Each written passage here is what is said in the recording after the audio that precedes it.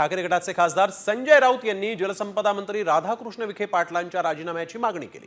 घोटाळा करणाऱ्या मंत्र्याला तत्काळ पदावरून दूर केलं पाहिजे अशी मागणी राऊत यांनी केली। तर मला क्लीन चिट मिळाली असून चौकशीला सामोरं जाणार असल्याचं देखील यावेळेस विखे पाटील यांनी सांगितलंय।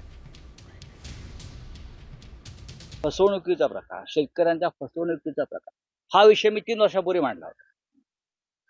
इथेच हा मांडला होता। तेव्हा हे मंत्री असं म्हणाले त्यांचं डोकं ठिकाणावर नाही।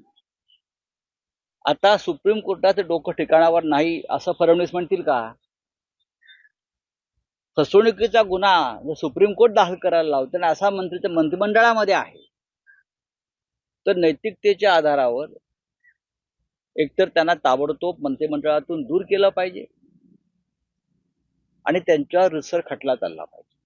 माध्यमांनी जे काही लिहिलंय ते दाखवले विखे पाटलांना दणका आणि अडचणी वाढणार। आता आम्हाला काय कोणाचा दणका असण्याचं कारण नाही, आमच्या अनेक लोकांना दणके बसलेले आहेत आणि त्याच्या मला वाटतं त्या वैफल्यापुढे सगळं चालू आहे, याच्यापेक्षा वेगळं काही नाही आहे। आम्ही ना कुठं अडचणीत आहे ना आम्हाला कुठे चिंता करण्याचं कारण आहे।